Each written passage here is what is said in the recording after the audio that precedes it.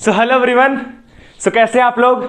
आज हम लोग लेजेंडरी फिजिक्स में एक और वीडियो लेके आ गए जिसमें हम लोग बात करने वाले हैं एंगुलर मोमेंटम के ऊपर। हम लोग यहां पर रोटेशनल डायनेमिक्स को शुरू किए हैं आपका मैकेनिक्स के अंदर सेमेस्टर 1 बीएससी फिजिक्स के पॉइंट ऑफ व्यू से ऑब्वियसली। और यहां पर देखिए सबसे पहले हम लोग यहां पर कुछ एम्स लेके आए हैं जो हम यहां पर आपको बताएंगे अभी। और अगर आप चैनल को पहली बार विजिट कर रहे हैं और आप अगर सेमेस्टर 1 में हैं या फिर अगर आप बीएससी फिजिक्स को परस्यू कर रहे हैं, अगर आप इंजीनियरिंग कर रहे हैं, तो ये चैनल आपके लिए बहुत हेल्पफुल है गाइस। आईआईटी जैम का प्रिपरेशन, मतलब आगे चल के हम लोग ऐसा वीडियोस लेके आएंगे जो आपको आईआईटी जेईई का प्रिपरेशन और आपका सीएसआईआर नीट ये सब में भी हेल्प करेगा। तो हम लोग यहां पर सबसे पहले अभी बीएससी फिजिक्स के पॉइंट ऑफ व्यू से यहां पर रोटेशनल डायनामिक्स का जो लेक्चर सीरीज शुरू किए हैं उसके अंदर ये लेक्चर नंबर क्या है 2। और इसमें हम लोग डिस्कस करने जा रहे हैं एंगुलर मोमेंटम को। यहां पर ऐसे बेसिकली हम लोग दिल्ली यूनिवर्सिटी का सिलेबस को फॉलो कर रहे हैं और आप इस चैनल को सब्सक्राइब कर लीजिएगा अगर आप इस चैनल को पहली बार विजिट कर रहे हैं। तो चलिए गाइस फाइनली हम लोग वीडियो को शुरू करते हैं। और सबसे पहले आपको यहां पर हम ये बताते हैं कि हम लोग यहां पर कौन कौन से टॉपिक डिस्कस करने वाले हैं। तो देखिए सबसे पहले हम लोग यहां पर टॉर्क के ऊपर डिस्कशन करेंगे। और टॉर्क क्यों, अब भाई टॉर्क कहां से आ गया, हम लोग का तो टॉपिक एंगुलर मोमेंटम है।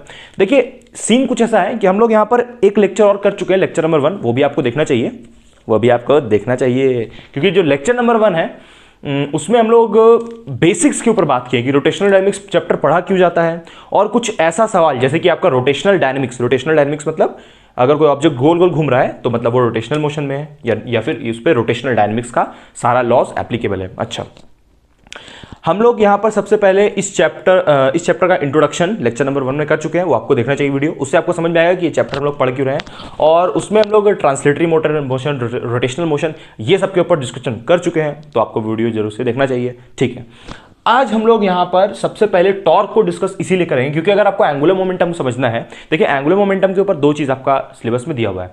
पहला जो है वो आपका है principle of conservation of angular momentum, principle of conservation of angular momentum वो चीज है। और उससे पहले एंगुलर मोमेंटम दिया हुआ है, तो आपको सबसे पहले एंगुलर मोमेंटम समझना पड़ेगा due to system of particles. हाँ वो भी है मानते हैं, वो भी है। देखिए यहां पर सबसे पहले क्या है टॉर्क, तो हम लोग यहां पर टॉर्क को डिस्कस करेंगे। टॉर्क को डिस्कस करने के बाद टॉर्क का बेसिक, ऑब्वियसली बेसिक, यहाँ पर हम लोग टॉर्क को उतना कोई डिटेल में नहीं जाने वाले हैं। यहाँ पर बेसिक्स आप 11th क्लास में भी क्योंकि यहाँ पर टॉर्क को पढ़े हुए हैं पहले से ही। अच्छा, यहाँ पर फिर हम लोग एंगुलर मोमेंटम पे आएंगे।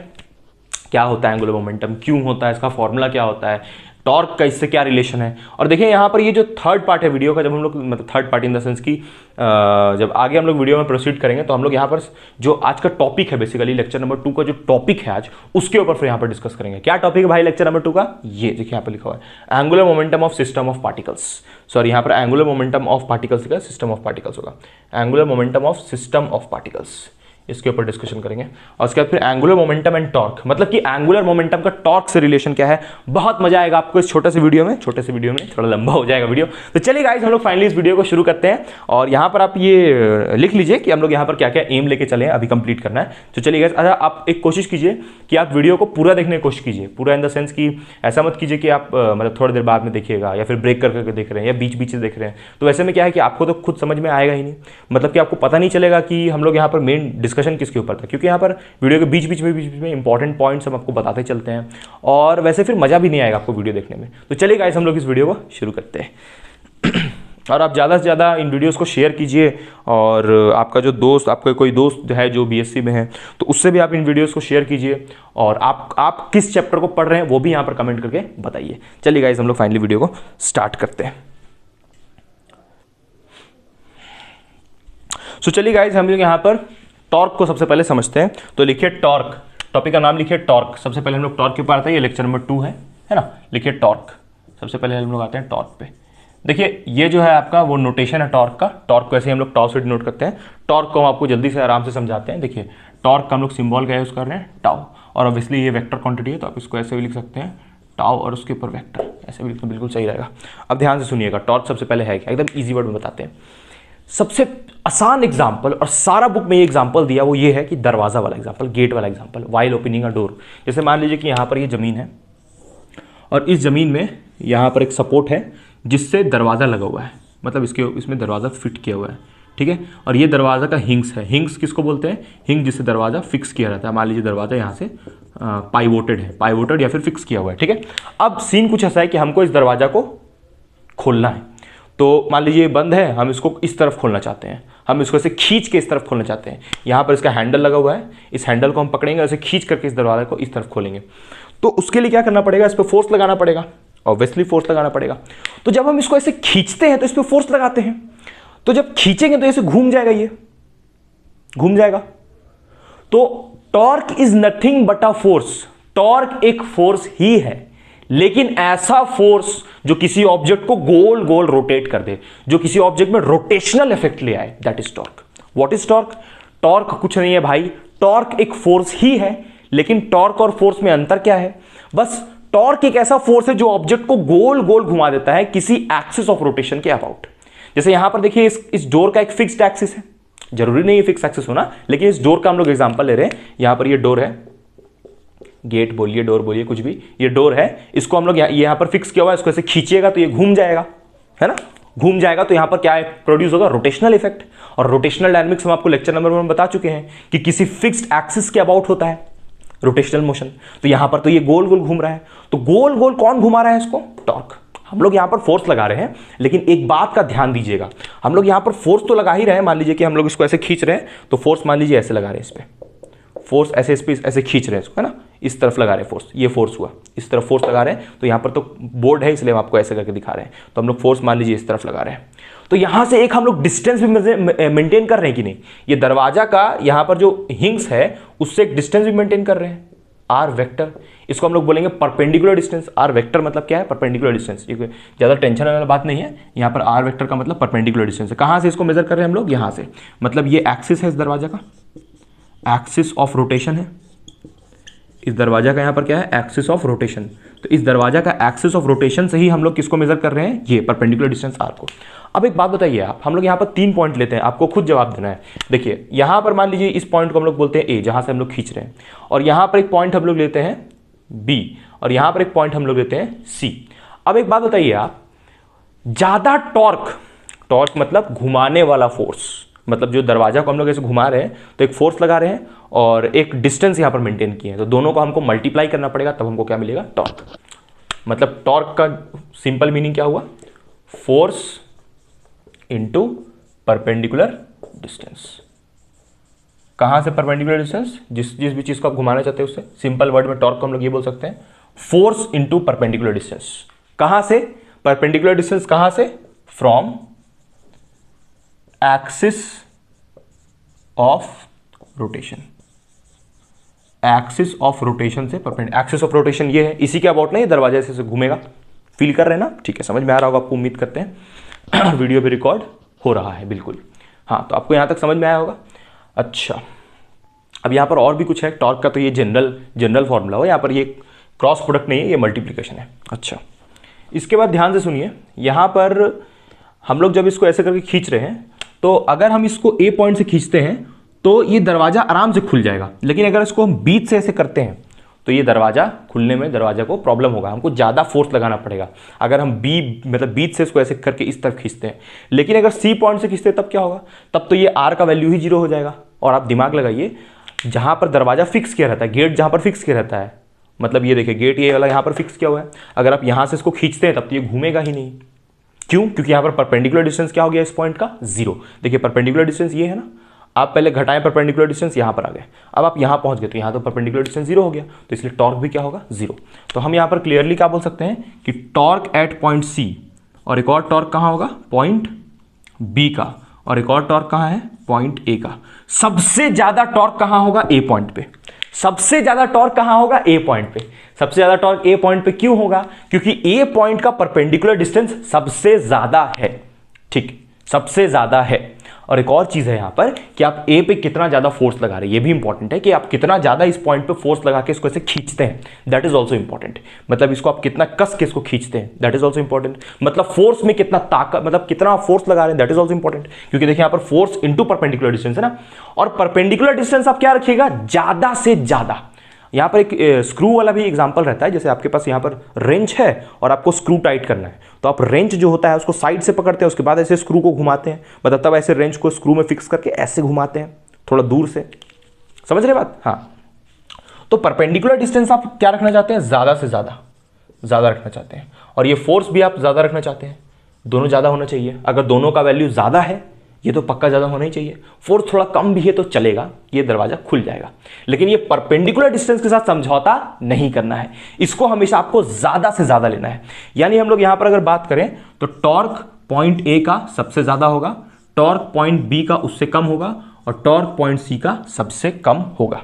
और अगर फोर्स का बात करें तो फोर्स पॉइंट ए का सबसे ज़्यादा होगा। अच्छा, अगर डिस्टेंस का बात करें तो देखिए ए पॉइंट का ही डिस्टेंस सबसे ज़्यादा है, बी का उससे कम है, और सी का तो है ही नहीं भाई, सी पे तो डिस्टेंस 0 है।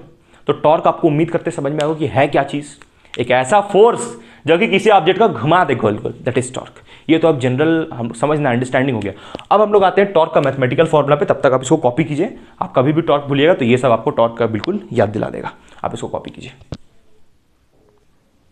तो चलिए गाइस, टॉर्क के ऊपर हम लोग और थोड़ा आप डिफिनेशन और ये सब के ऊपर चलते हैं। तो देखिए, टॉर्क का एक और नाम होता है, टॉर्क को हम लोग टाउ से डिनोट कर रहे हैं, और इसका एक और नाम होता है मोमेंट ऑफ फोर्स। टॉर्क का एक और नाम होता है moment of force. Moment of force और टॉर्क एक ही चीज होता है भाई। अब मोमेंट बोलने का मतलब क्या है, देखिए हम आपको बता दिए कि टॉर्क और फोर्स में कोई अंतर है, टॉर्क और फोर्स में अंतर है। टॉर्क एक ऐसा चीज है, एक ऐसा फोर्स है, torque is also a force, लेकिन ऐसा फोर्स जो ऑब्जेक्ट को गोल गोल घुमा दे। टॉर्क का हम आपको फॉर्मूला क्या बताए थे, torque is equals to force into perpendicular distance. देखिए एक चीज आप याद कीजिए, एक चीज आप बहुत अच्छे से याद कीजिए, हम आपको यहां पर सारा कंपैरिजन करवाए थे। क्या कंपैरिजन सर, देखिए यहां पर हम आपको पिछले क्लास में ये बताए थे, पिछला लेक्चर में, मतलब पिछले वाले लेक्चर में, कि अगर कोई आदमी स्ट्रेट लाइन में चल रहा है तो उस आदमी के पास क्या होगा, वेलोसिटी, उस आदमी के पास क्या होगा, डिस्प्लेसमेंट, उस आदमी के पास क्या होगा, अगर वो उसका वेलोसिटी चेंज हो रहा है तो उस आदमी के पास एक्सेलरेशन होगा, और क्या क्या हो सकता है, और उस आदमी के पास अगर उसको कोई पीछे से ढकेल रहा है तो उस आदमी को जिसके वजह से वो आदमी इधर घिसक जाएगा, तो अगर कोई इसको पीछे से ढकेल रहा है तो उस पर क्या लगा रहा होगा, वो फोर्स। कोई आदमी इसका पीछे से ढकेल रहा है तो इस आदमी के पे क्या लग रहा है, फोर्स लग रहा है, क्योंकि ये आदमी कहां मूव कर रहा है, एक स्ट्रेट लाइन में मूव कर रहा है। ठीक है, अगर यही आदमी कोई गोल गोल पाथ में घूमने लगे, तब मतलब यहां पर कोई सर्कुलर पाथ है, उसमें ये आदमी ऐसे गोल गोल घूमने लगे, उसमें ये आदमी ऐसे एंगल बना के गोल गोल घूमने लगे, तो ये जो एंगल बनेगा इसको हम लोग बोलेंगे एंगुलर डिस्प्लेसमेंट।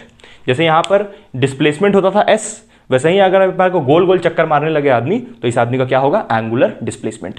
और इस आदमी के पास फिर वेलोसिटी नहीं होगा, इस आदमी के पास क्या होगा, एंगुलर वेलोसिटी। वेलोसिटी होगा बट यहां पर क्योंकि गोल गोल चक्कर काट रहा है इसलिए एक नया नाम दे दिया एंगुलर वेलोसिटी। और इस आदमी के पास क्या होगा, फिर अल्फा होगा, एंगुलर एक्सेलरेशन। ये सारा चीज पिछले लेक्चर में डिस्कस किया हुआ है।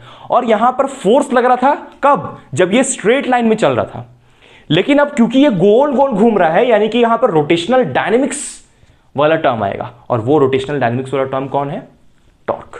यानी कि टॉर्क के बारे में हम ये देखिए, यहां पर फोर्स था ना, यहां पर जब ये लीनियर पाथ में चल रहा था तो इसके पास फोर्स था, लेकिन जब ये सर्कुलर पाथ में घूमेगा ये आदमी तो इसके पास क्या होगा, टॉर्क।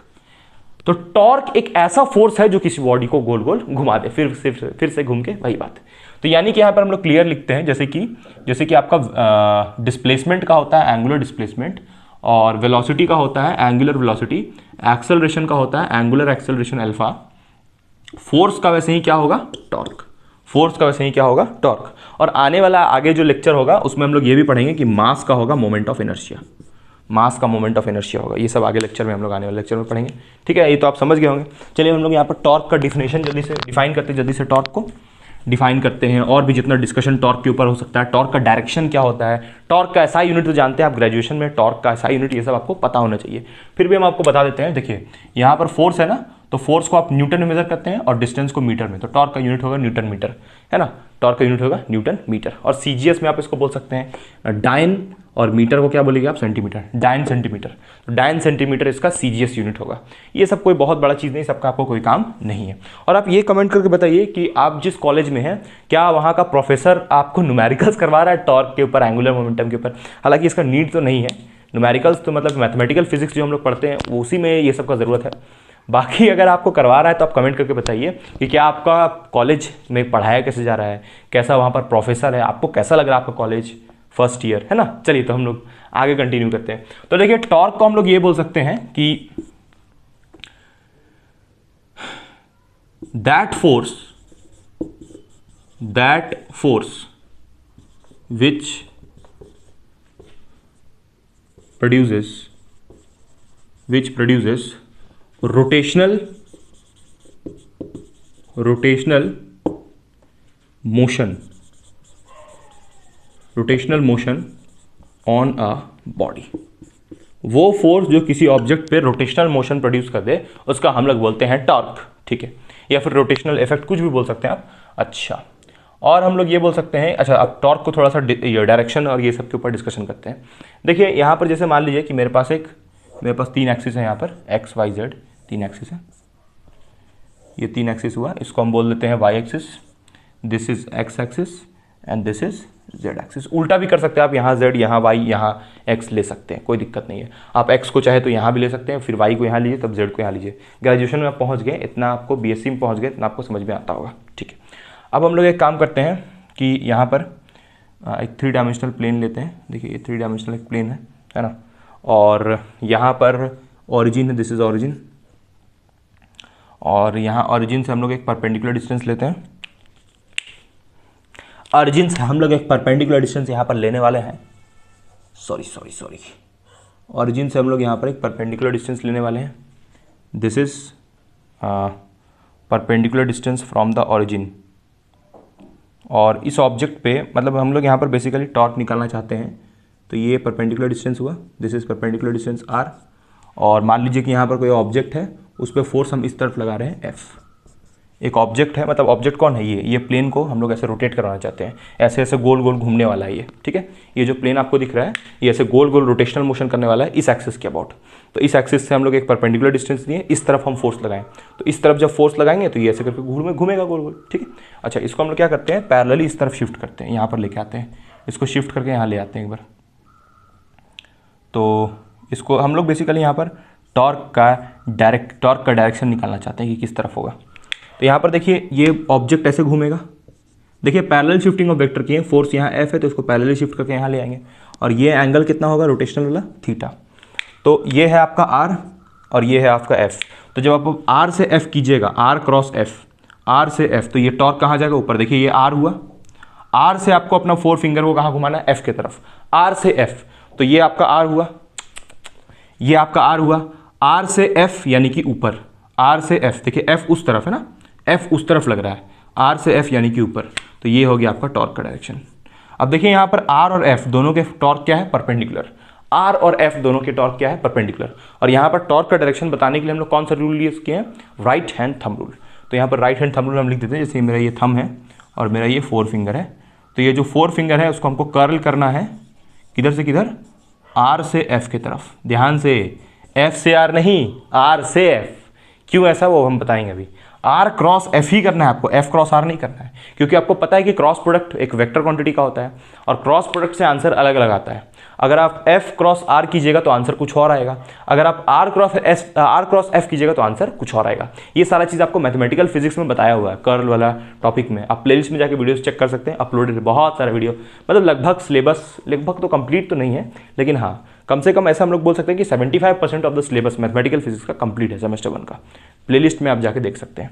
तो आप आर क्रॉस एफ जब कीजिएगा कहाँ से, 4 फिंगर से। देखिए यहाँ पर 4 हाथ होगा, 4 हाथ, हाँ ठीक है, ये 4 उंगली ये आपका, इन चारों को देखिए हम ऐसे घुमाएंगे आर से एफ की तरफ। देखिए ये आर से एफ, तो ये थंब कहाँ जाएगा, ऊपर, आर से एफ, आर से एफ। देखिए एफ इस तरफ है ना, ये वाला एफ से काम नहीं बनेगा ना भाई, या फिर आप इसको ऐसे समझ लीजिए। देखिए ये आर दिख रहा है आपको, ये परपेंडिकुलर डिस्टेंस आर, या फिर आप इसको आगे बढ़ा लीजिए, ये लीजिए, इस आर को आप आगे बढ़ा लीजिए। अब कीजिए, अब यहाँ पर एंगल थीटा, अभी भी कर सकते हैं आप। आर से एफ, तो ये टॉर्क कहाँ जाएगा, ऊपर, आर से एफ, तो ये टॉर्क कहाँ जाएगा, ऊपर, आर से एफ, तो ये टॉर्क जाएगा ऊपर। तो इसलिए हम टॉर्क को बोल रहे हैं आपको, कहाँ होगा टॉर्क, अपवर्ड्स होगा, ठीक है।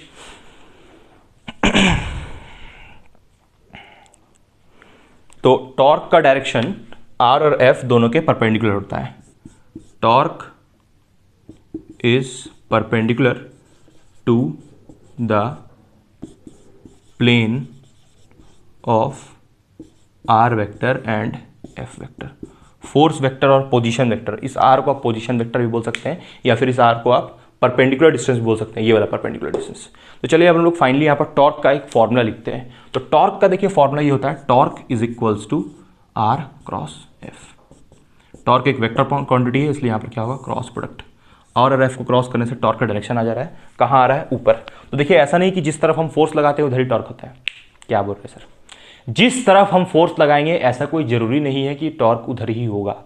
टॉर्क का डायरेक्शन फोर्स का डायरेक्शन में नहीं होता है। टॉर्क और फोर्स का डायरेक्शन सेम नहीं होता है। देखिए आपका जो फोर्स है वो तो इस तरफ लग रहा है, अंदर की तरफ। फोर्स तो ऐसे लग रहा है ना, तब ना हम ऐसे कर रहे हैं आर से। देखिए ये आर किधर है, इस तरफ। आर से एफ कर रहे हैं, देखिए फोर्स अंदर जा रहा है, ये अंदर। तो आर से एफ कर रहे हैं तो देखिए ऊपर आ रहा है टॉर्क। फोर्स तो ऐसे अंदर, फोर्स देखिए ये आर इस तरफ और फोर्स उस तरफ। तो आर से एफ, ये आर ऐसे, आर से एफ किधर है, एफ तो ऊपर है उधर। देखिए यार यहाँ पर देख लीजिए, इसको देख लीजिए, आर से एफ, फोर्स अंदर है। अब अंदर तो हम आपको दिखा नहीं सकते ना, तो इस मतलब ऐसे अंदर तो नहीं जा सकता ना, इसलिए हम बोल रहे हैं कि आर से एफ जाइए तो ऊपर आएगा आपका क्या, टॉर्क। तो टॉर्क का डायरेक्शन आपको कहाँ मिलेगा, ऊपर की तरफ, अपवर्ड्स। ठीक, मतलब कि टॉर्क जो है वो आर और एफ दोनों को क्या है, परपेंडिकुलर, ऐसा आप बोल सकते हैं। क्योंकि आप यहाँ पर समझ नहीं पा रहे इसको, क्या हम बताते हैं आपको। देखिए कुछ ऐसा सीन है यहाँ पर कि अगर आर इस तरफ है, अगर आर, ये जो आर है ये आर, ये वाला आर अगर इस तरफ है, और जो आपका फोर्स है एफ, फोर्स एफ आपका इस तरफ है, ऐसे कुछ आर क्रॉस एफ करना है ना। तो देखिए ये आर आपका ऐसे इस तरफ निकलते हुए प्लेन में, ऐसे आर, ये आर देखिए ऐसे गया ना, ऐसे समझ लीजिए, ऐसे प्लेन ऐसे बना हुआ ना नीचे 3 डायमेंशनल। तो ये ऐसे आर और ये रहा आपका एफ। तो जब आप आर से एफ कीजिएगा, देखिए यहाँ पर, देखिए ये ऐसे टॉर्क आएगा इस टाइप से कुछ, देखिए इस टाइप से। ये देखिए ये जो आपको पेन दिख रहा है ये टॉर्क है, और ये क्या है आपका आर, परपेंडिकुलर डिस्टेंस, और ये आपका क्या है, फोर्स। तो देखिए ऐसा कुछ है, तीनों आपस में म्यूचुअली परपेंडिकुलर।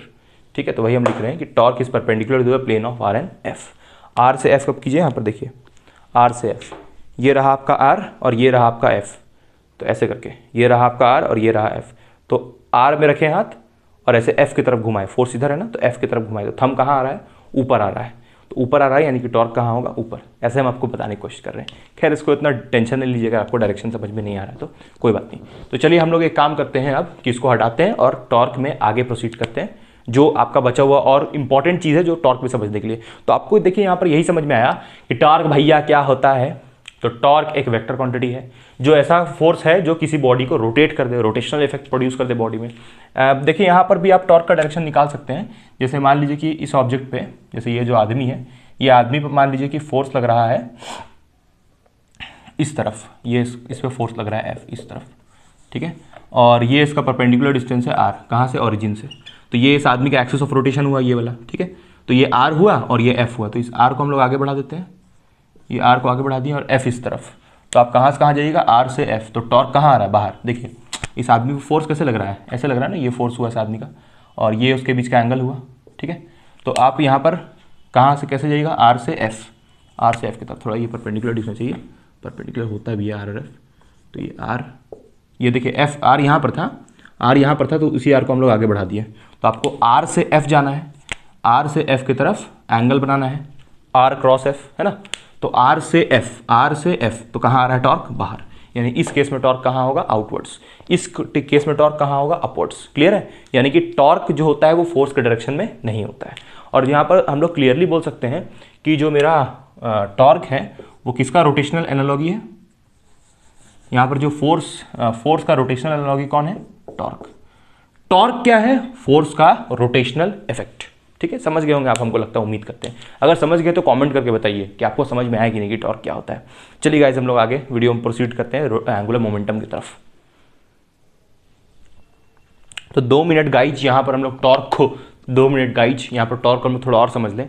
एक चीज़ इंपॉर्टेंट यहाँ पर बच गया टॉर्क को बताने के लिए, एक चीज़ बताने के लिए कि जैसे मान लीजिए कि ये आपका 2 डायमेंशनल एक्सिस है, 2 डायमेंशनल एक्सिस, ये मान लीजिए एक्स है और ये वाई है, और यहाँ पर ओरिजिन से हम लोग यहाँ पर परपेंडिकुलर डिस्टेंस यानी कि जो आपका आर था उसको लेते हैं, ठीक है। ओरिजिन से यहाँ पर परपेंडिकुलर डिस्टेंस आर लेते हैं हम लोग, और मान लीजिए कि हम लोग फोर्स इस तरफ लगाते हैं। फोर्स हम लोग यहाँ पर थोड़ा टेंजेंशियल लगाएंगे, यानी कि यहाँ से हम लोग परपेंडिकुलर डिस्टेंस मान लीजिए मेज़र कर लेते हैं, यहाँ से इस तरफ ये परपेंडिकुलर डिस्टेंस यहाँ से मेज़र कर लेते हैं। This is the perpendicular distance which is making angle 90 degree. और ये आपका परपेंडिकुलर डिस्टेंस आर हुआ सेंटर से, जिस एक्सिस के अबाउट हम लोग ऐसे ऐसे ऐसे ऐसे ऐसे ऐसे पार्टिकल को रोटेट करना चाहते हैं, ठीक है, पार्टिकल को ऐसे रोटेट करना चाहते हैं। तो अगर हम लोग ऐसे ऐसे रोटेशन इफेक्ट करना चाहते हैं, ये ऐसे ये बॉडी को हम लोग रोटेट करना चाहते हैं, तो हम फोर्स लेकिन बट ऐसे लगाएंगे सर्टेन एंगल थीटा पे। तो अगर हम लोग यहाँ पर इसको 90 मान रहे हैं तो ये एंगल कितना होगा, ये एंगल होगा 90 डिग्री माइनस थीटा। अगर इसको हम क्या ले लेंगे, थीटा, तो इस आर को हम लोग इसको थोड़ा हम आगे बढ़ाएं तो ये एंगल भी कितना होगा, थीटा, वर्टिकली अपोजिट एंगल है ना, वर्टिकली अपोजिट एंगल। समझ में आ रहा है ना आपको। देखिए यहाँ पर हम लोग एक ट्राइंगल बनाए देखिए, और यहाँ से परपेंडिकुलर डिस्टेंस मेजर किए, फोर्स हम लोग ऐसे लगाए हैं, बट हम लोग ऑब्जेक्ट पार्टिकल जो है यहाँ पर जो पार्टिकल है, इस पार्टिकल को हम ऐसे ऐसे गोल गोल गोल गोल गोल गोल घुमाना चाहते हैं। ठीक, अब ध्यान से सुनिए, अब यहाँ पर ये थीटा कैसे हुआ समझ में आया ना आपको, क्योंकि यहाँ पर हम 90 माइनस थीटा लिए हैं, ये एंगल को लिए हैं 90 डिग्री, तो ये एंगल कितना होगा, थीटा। इन सारे को जोड़िएगा तो आपका यहाँ पर पता चल जाएगा आपको कि ये पूरे एंगल का सम कितना हो रहा है, 180 डिग्री। ठीक, तो इसलिए हम यहाँ पर थीटा लिख सकते हैं। तो ये थीटा, तो इसके अपोजिट वाला एंगल थीटा। अब देखिए अगर ये एफ है तो इस तरफ कॉम्पोनेंट क्या होगा, एफ कॉस थीटा, ये आप 11th में पढ़े हैं, और इधर एंगल नहीं बन रहा है तो इसको हम क्या बोलेंगे, एफ साइन थीटा। ये समझने का तरीका है, एफ साइन थीटा। देखिए आप समझिए इसको यहाँ पर, जैसे मान लीजिए कि यहाँ पर अगर आपका रिजल्टेंट रहता बीच में आर, अगर ये रिजल्टेंट होता आर, ये एंगल होता थीटा, तो आप इस वाले को क्या बोलते हैं, आर कॉस थीटा, और इस तरफ कोई एंगल नहीं बन रहा तो इसको क्या बोलेंगे, आर साइन थीटा। ठीक, ये तरीका हुआ, ये आप 11th में पढ़ते हैं। ठीक है, तो वही हम लोग यहाँ पर किए हैं, कंपोनेंट्स में ब्रेक किए हैं। तो जैसे यहाँ पर बीच में एफ था, इस तरफ एंगल थीटा था तो इसको हम लिख दिए एफ कॉस थीटा, इस तरफ कोई एंगल नहीं था तो इसको हम लिख दिए एफ साइन थीटा। अब आप दिमाग लगाइए कि पार्टिकल को हमको ऐसे ऐसे ऐसे ऐसे घुमाना है, तो क्या ये पार्टिकल, ये जो एफ कॉस थीटा है वो तो ऐसे पार्टिकल को खींच रहा है इस तरफ, मतलब ये जो आर है उसी के अलॉन्ग है ये एफ कॉस थीटा, बट ये जो एफ साइन थीटा है वो पार्टिकल को ऐसे गोल गोल घुमा सकता है क्योंकि ये फोर्स ऐसे ऊपर है। भाई इसको हटा दीजिए, अब इसका तो कंपोनेंट्स ब्रेक हो गया ना, इसको हम लोग ब्रेक कर लिए। वैसे ही यहाँ पर भी आर को हम लोग हटाते हैं अगर ब्रेक हो गया कंपोनेंट्स में, तो आप यहाँ पर एफ कॉस थीटा को लीजिएगा कि एफ साइन थीटा लीजिएगा। यहाँ पर आप ऑब्जेक्ट को ऐसे ऐसे घुमाना चाहते हैं ना, तो ये वाली चीज़ तो ऐसे खींच रहा है इसको, तो इससे तो काम नहीं बनेगा, यानी कि आपको किसको लीजिएगा, एफ साइन थीटा को। तो इसीलिए हम लोग यहाँ पर जो टॉर्क का फॉर्मूला है वो हम लोग टॉर्क का फॉर्मूला जो है, टॉर्क का फॉर्मूला हम क्या लिखे थे पीछे, आर किरॉस एफ, आर किरॉस एफ। तो टॉर्क को हम लोग यहाँ पर फाइनली अगर खोलते हैं तो क्या हो जाएगा, R F sine theta, R F sine theta. इसीलिए यहाँ पर देखिए अपने आप यहाँ पर आर एफ साइन थीटा आ जाता है। साइन थीटा इसलिए क्योंकि यहाँ पर साइन थीटा वाला ही कंपोनेंट जो है फोर्स का वो इस पार्टिकल को गोल गोल घुमाएगा। तो ये चीज़ एक बच गया था बताने के लिए टॉर्क का। और आप समझ गए हैं कि टॉर्क क्या है भाई, तो टॉर्क रोटेशनल एनालॉगी है किसका, फोर्स का। जैसे फोर्स लीनियर में होता है वैसे ही एंगुलर में कौन होता है, टॉर्क। अभी आप समझिएगा कि हम टॉर्क को इतना क्यों सीरियसली समझा रहे हैं, क्योंकि अगर आपको एंगुलर मोमेंटम समझना है तो आपको उसके लिए टॉर्क समझना बहुत ज़्यादा इंपॉर्टेंट है। ठीक है, चलिए अब हम लोग फाइनली तैयार हो चुके हैं कि एंगुलर मोमेंटम को पढ़ सकते हैं। ठीक है, चलिए तो अब टॉपिक का नाम लिखिए एंगुलर मोमेंटम, एंगुलर मोमेंटम। तो चलिए गाइस फाइनली हम लोग आते हैं आपका फेवरेट टॉपिक एंगुलर मोमेंटम पे। तो लिखिए टॉपिक का नाम एंगुलर मोमेंटम, एंगुलर मोमेंटम। इसी का तो इंतजार था बस तभी से, एंगुलर मोमेंटम, एंगुलर मोमेंटम। इसको ना हम लोग एल वेक्टर या फिर जे वेक्टर दोनों से डिनोट करते हैं। बहुत सारा ग्रेजुएशन का बुक्स में या फिर बहुत सारा बुक में जे दिया हुआ है और एल भी है। एक बुक है DS माथुर, उसमें जे दिया हुआ है, एल भी दिया रहता है, तो हम लोग एल लेके ही यहाँ पर करते हैं। जे लेके भी आप कर सकते हैं, कोई उससे दिक्कत नहीं है। लेकिन जे का मतलब इम्पल्स भी होता है फिजिक्स में, इसलिए हम लोग एल लेके ही कर रहे हैं। ठीक है, कन्फ्यूजन ना हो। अब सुनिए ध्यान से, यहाँ पर सबसे पहले एंगुलर मोमेंटम है क्या, एक बार हम लोग डिफिनेशन एक लिखते हैं इसका proper.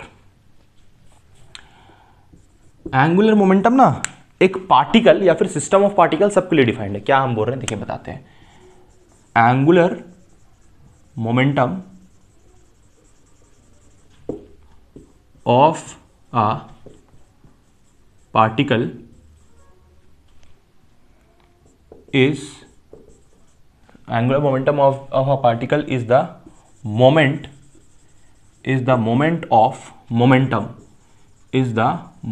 of momentum of that particle about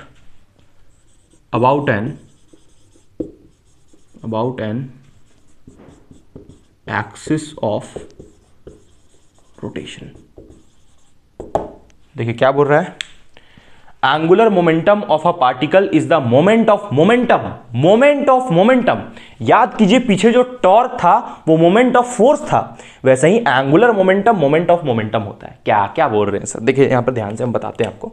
जैसे मान लीजिए कि यहां पर एक स्ट्रेट पाथ है और इस स्ट्रेट पाथ पे एक इंसान खड़ा है, इससे आपको सारा कंसेप्ट क्लियर हो जाएगा कि एंगुलर मोमेंटम है क्या। अभी आपको समझ में आएगा कि ये डिफिनेशन क्या बोलना चाह रहा है। जैसे यहाँ पर एक आदमी है, ये आदमी के पास हाथ भी है, पैर भी है, सब है, और ये आदमी बहुत पतला है और इसका मास है आदमी का m। ये आदमी एक लीनियर पाथ में v वेलोसिटी से आगे जा रहा है और इस पे मान लीजिए पीछे से एक फोर्स लग रहा है F, पीछे से कोई इस पे फोर्स लगा रहा होगा F। तो इस आदमी का मास भी है और फोर्स लगने की वजह से इस आदमी के पास क्या है? वेलोसिटी। इस पे एक एक्सटर्नल फोर्स बाहर से लग रहा है जिसके वजह से इस पे क्या आ रहा है? वेलोसिटी। तो इस आदमी के पास क्या होगा? मोमेंटम। अगर आपको एंगुलर मोमेंटम समझना है तो सबसे पहले आपको क्या समझना पड़ेगा? मोमेंटम। तो मोमेंटम को हम लोग डिनोट करते हैं P से 9th क्लास में, 11th क्लास में, सब जगह आप पढ़े हैं और आप ग्रेजुएशन में भी पढ़ रहे हैं। तो मोमेंटम का फॉर्मूला हम लोग लिखते हैं मास इंटू वेलोसिटी। तो मोमेंटम आया किस वजह से भाई? फोर्स की वजह से। मोमेंटम आया किस वजह से? फोर्स की वजह से। और मोमेंटम कब होता है? जब एक बॉडी स्ट्रेट लाइन में चलता है तब होता है। ठीक वैसे ही जब कोई ऑब्जेक्ट एक सर्कुलर पाथ में हो, जब कोई ऑब्जेक्ट एक सर्कुलर पाथ में, मान लीजिए ये सर्कुलर पाथ है, यहां पर एक आदमी है, वो v वेलोसिटी से और ओमेगा एंगुलर वेलोसिटी से ऐसे गोल गोल घूम रहा है।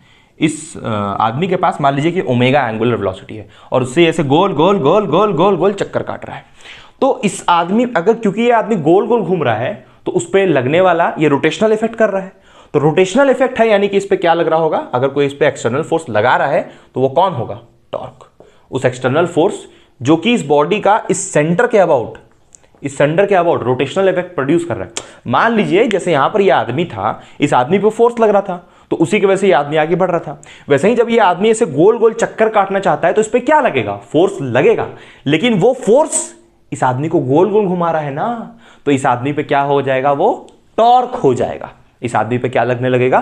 टॉर्क लगने लगेगा, क्योंकि आदमी इस रास्ते का गोल गोल गोल गोल चक्कर काटने वाला है। ठीक है। So what is torque? So torque तो आपको पता है ना, टॉर्क एक ऐसा चीज है जो रोटेशनल इफेक्ट प्रोड्यूस करे। तो इस आदमी के पास मास है, हाँ भाई है, इस आदमी के पास मास है। इस आदमी पे एक फोर्स लग रहा है जिसको हम क्या बोलेंगे? क्योंकि रोटेशनल है इसलिए टॉर्क हो जाएगा। तो इस आदमी के पास क्या होगा? Angular momentum. Angular momentum. जैसे ये आदमी के पास था मोमेंटम, ये आदमी के पास था मोमेंटम क्योंकि इसके पास था वेलोसिटी। वैसे ही क्योंकि ये आदमी गोल गोल चक्कर काट रहा है तो इसके पास मोमेंटम नहीं होगा, इसके पास क्या होगा? Angular momentum. तो हम लोग एंगुलर मोमेंटम को सिंपल क्या बोल सकते हैं कि जो मोमेंटम होता है यानी कि P, उसी का रोटेशनल एनालॉगी क्या होता है? Angular momentum L। जो मोमेंटम होता है P, उसी का रोटेशनल एनालॉगी क्या होता है? Angular momentum. और एंगुलर मोमेंटम किसके किसके पास होगा? मान लीजिए कि ये आदमी यहां पर नहीं है, सपोज हम लोग यहां पर मान लेते हैं कि यहां पर ये रॉड है जिसको ऐसे गोल गोल घूमना है, तो इस रॉड में जितना भी पार्टिकल्स होगा सबके पास क्या होगा? Angular momentum.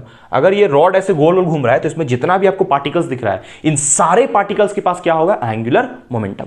जैसे यहां पर इस रास्ते में जितना भी आदमी होगा, अगर सब चल रहा है तो सबके पास क्या होगा? मोमेंटम। वैसे ही ये गोल गोल रास्ता में जो जो घूमेगा उसके पास क्या होगा? Angular momentum. कितना आसान है, ठीक है।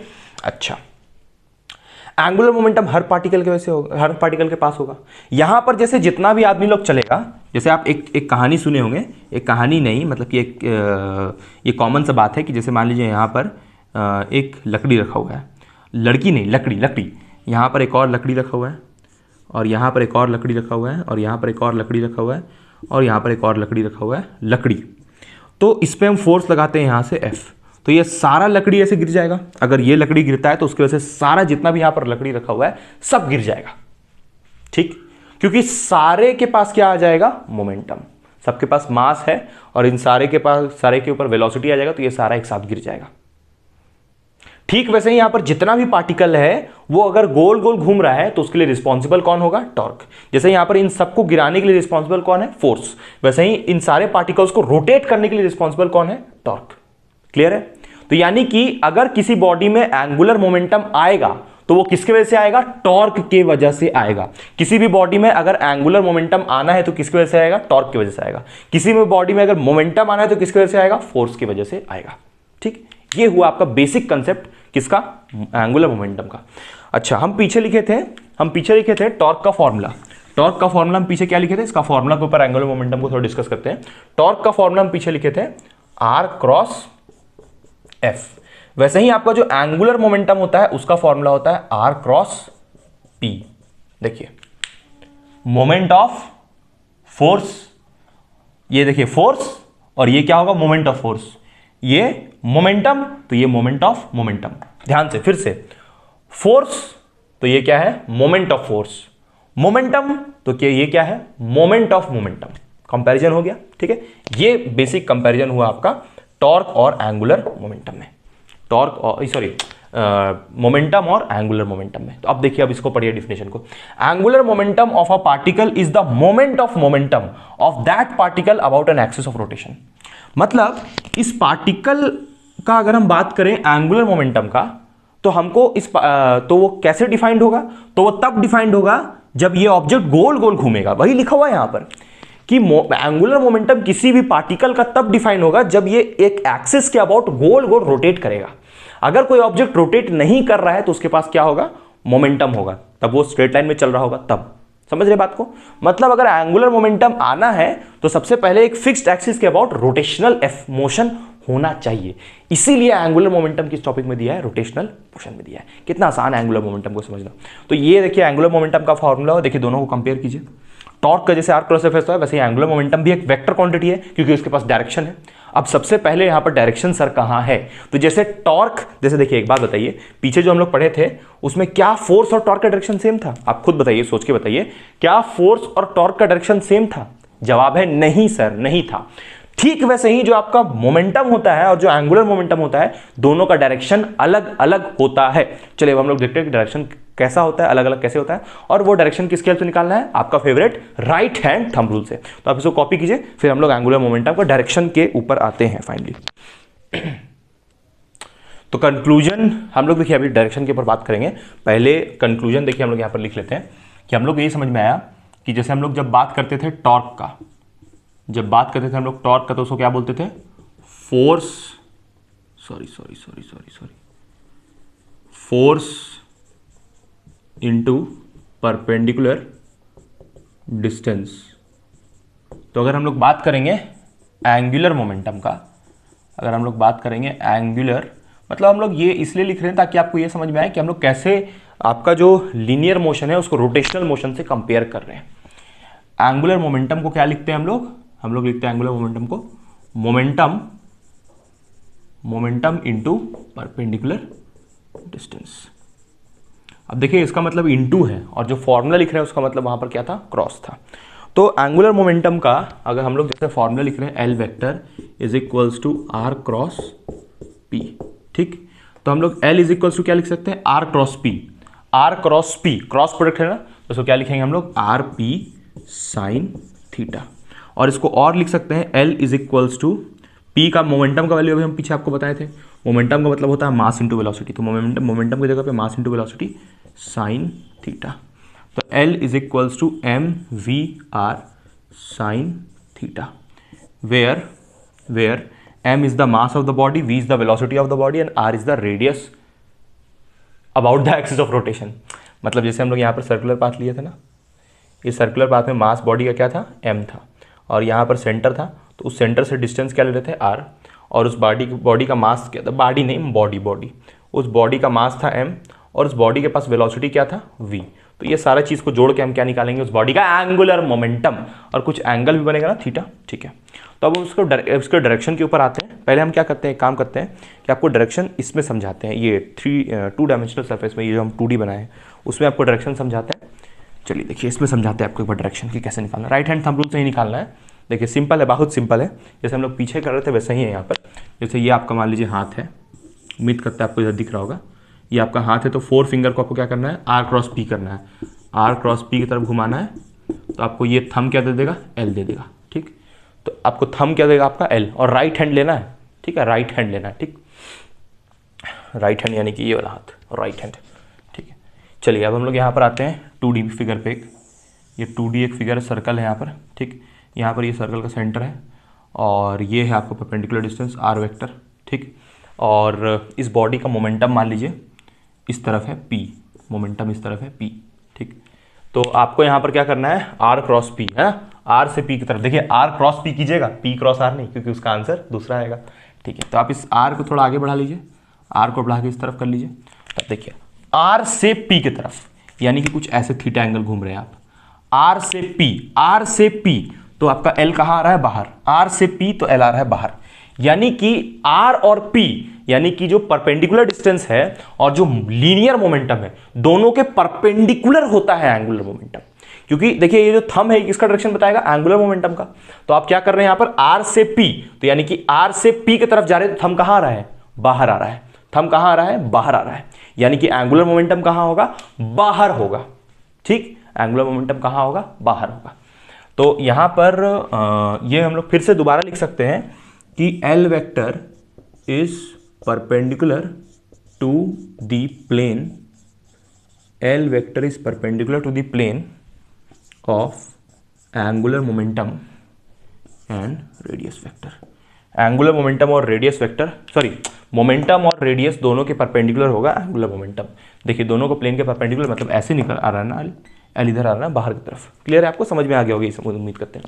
अब हम लोग 3D फिगर में लेते हैं, उसमें और थोड़ा अच्छे से समझ में आएगा।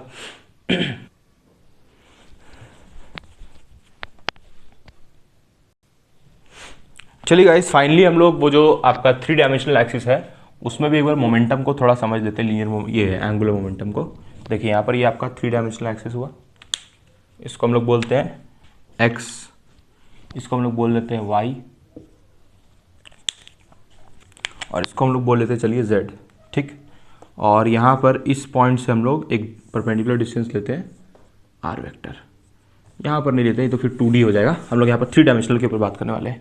तो यहाँ पर हम लोग एक प्लेन ले लेते हैं, ये दिस इज द प्लेन, और इस प्लेन में ये आपका परपेंडिकुलर डिस्टेंस है R, this is the perpendicular distance R. Perpendicular distance लेना है यहाँ पर, वो तो कंफर्म बात है, उसमें तो कोई आपको डाउट नहीं होगा।